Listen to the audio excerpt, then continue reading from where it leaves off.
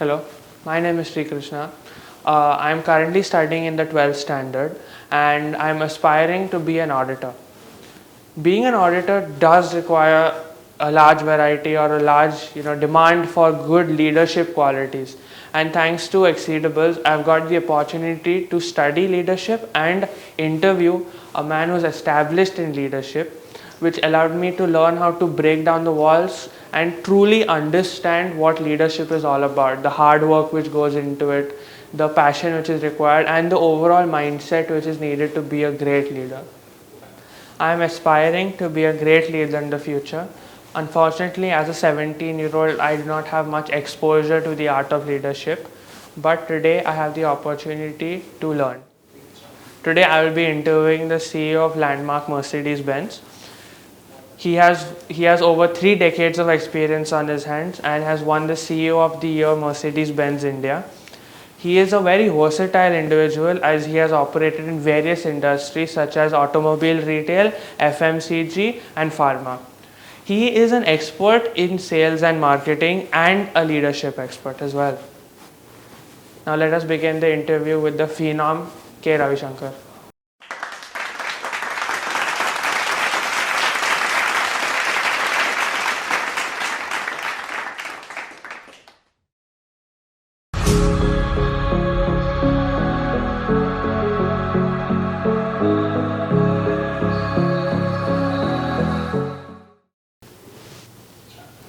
Role models are crucial for development. Who were your role models growing up and how do you apply what you've learned from them in your day-to-day life?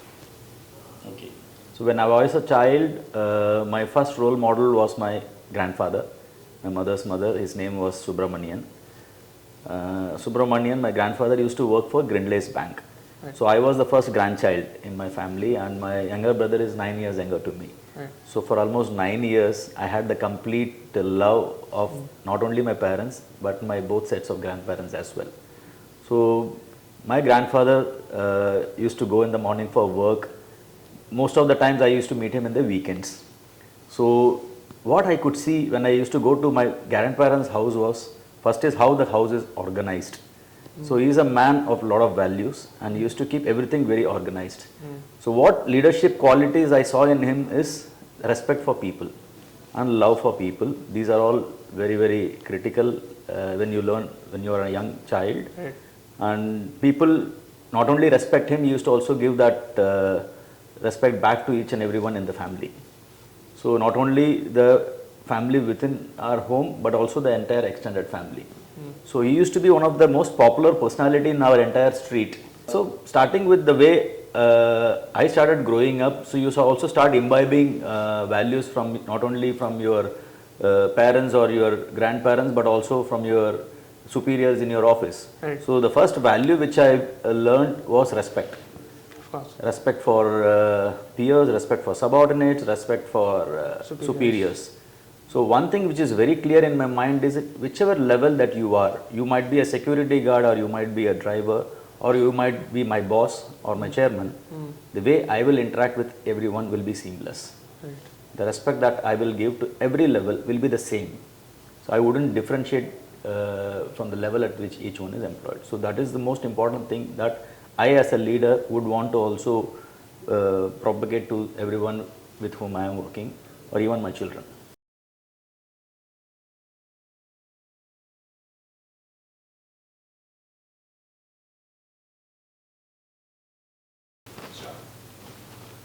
How do you streamline your own personal values with the overall corporate or business goals and how do you achieve that?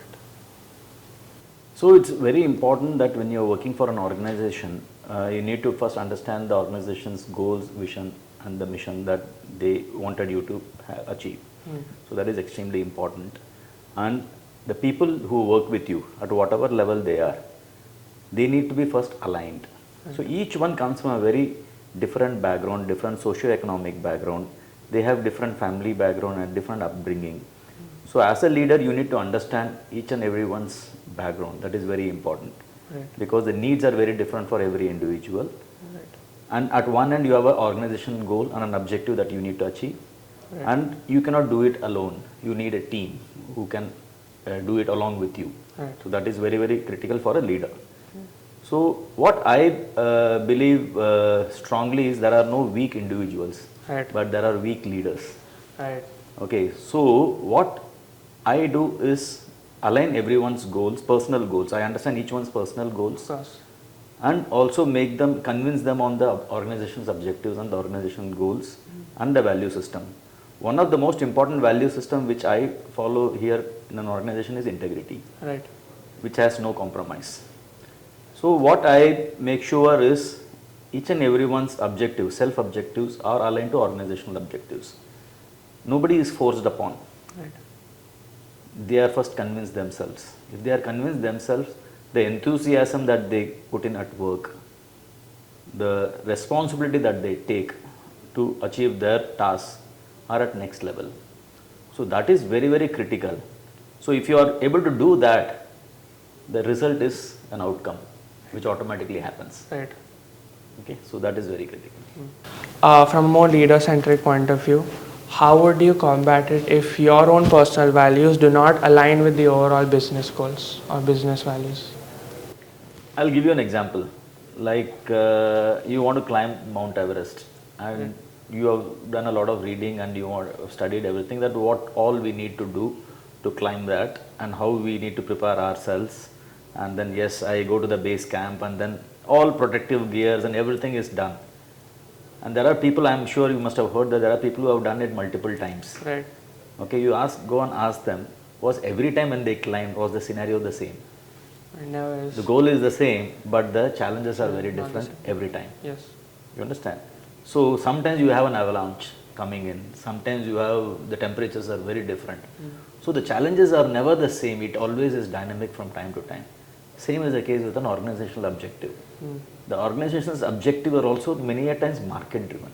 Right. Yes, I want to reach here, but there are a lot of factors that need to support one to reach there. Right. So if you always have a standard approach towards an organizational objective, you will never be able to win.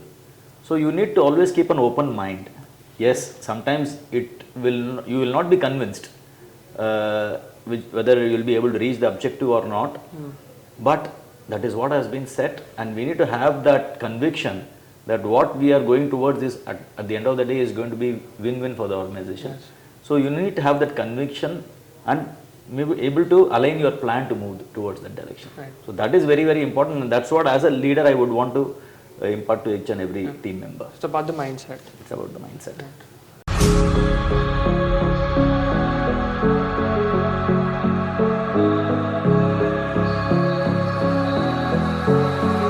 There's always conflict within the workplace.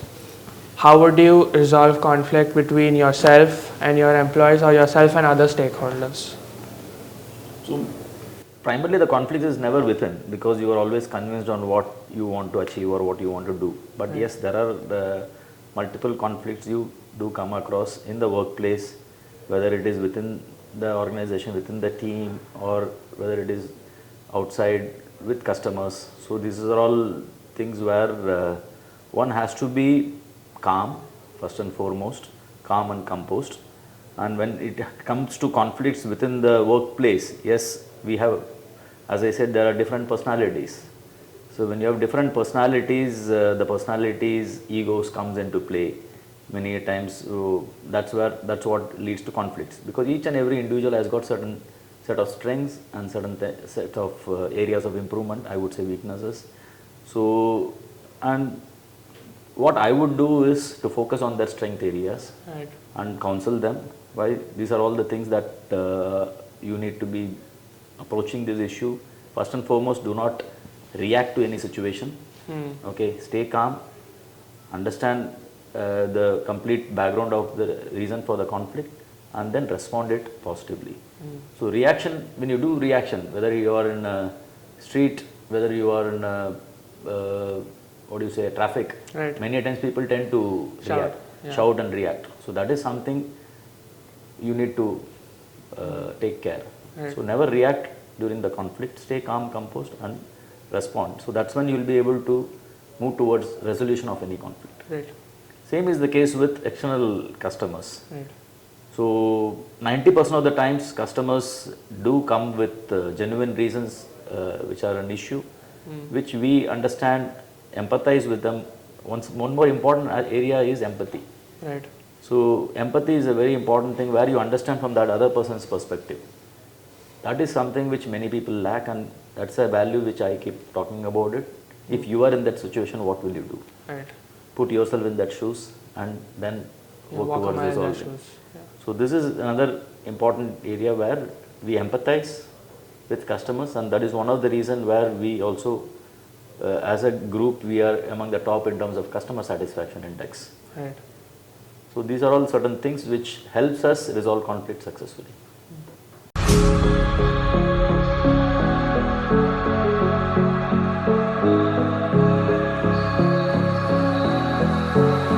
Most important thing in leadership skill is confidence. Whether you know things or not, confidence should be there. Make mistakes, doesn't matter. Okay, don't shy away from making mistakes. Right. Okay, so क्या होगा worst thing? Get kicked out. Maybe. That's okay. There's always the next opportunity. Right. That's the key. That is the key. So when I was in college, the campus interviews, the first campus which came to us was Taj Hotels. So Taj or Oberoi, I don't know, I attended both, but one of the two, I don't exactly remember which one was. And they had a small personal interview of some 15-20 people. उसमें से एक 5-6 लोगों को they selected and said, come to the, this is only in the college, no? Then the next round will be group discussion and everything in the hotel, come there. एक तो आपको school college में आदत नहीं है 5-star hotel जाने का पहली बार, middle class family. So I go there, I was half dead. In the conference room, so the entire ambience itself is overwhelming, you know. So your confidence goes down. And group discussion. Group discussion, I went inside and then came out. I didn't talk. Because there were other people who literally ran over me. My first attempt I am talking about. Yeah. My first attempt is, I was just an observer. Right. Okay, twice it happened. Then you can be like that in the third time. So the third time, not in the same this thing, in Pfizer we had the group discussion. Because there you don't just get your college mates, no, they have outside candidates also. And some are experienced and some are fresh like you from college, but some are experienced also. Wow. So they have far more knowledge, and so you need to compete with them. So once, twice you fall. वही होगा और कुछ नहीं होगा. But important thing is that will give you that confidence. Right. One of the, I should appreciate that you are taking this leadership skills coaching with Sandhya. So this should really take you to the next level when you graduate. When you are in the job market or when you want to start something on your own, you want to be an entrepreneur, these things will definitely help you take the ladder faster. One of the biggest responsibilities of anyone working with young people is to help them understand themselves and the place they want to take in their world. Giving them the time, opportunity and experience they need to develop and practice leadership behaviors help them become better leaders today and continue to make a difference for the tomorrows to come. At Xceedibles, we do this very diligently. Our unique coaching program has a vibrant community of young people backing the learning experience for each student, thus giving them a safe space to practice what they learn. With consistent practice, they exceed their own abilities in the real world. While coaching teenagers, I have discovered that there is a positive correlation between the 5 practices and performance in classrooms, schools, colleges, and communities. In words of Jim Kouzes, good leaders make better performers. Are you curious to know what your teenager is really capable of? Does your teenager show signs of leadership and wants to learn how to behave like one? Has your teenager always felt like a leader and wants to increase self-confidence in leading? Do you wish to see your teenager transform and go about achieving their dreams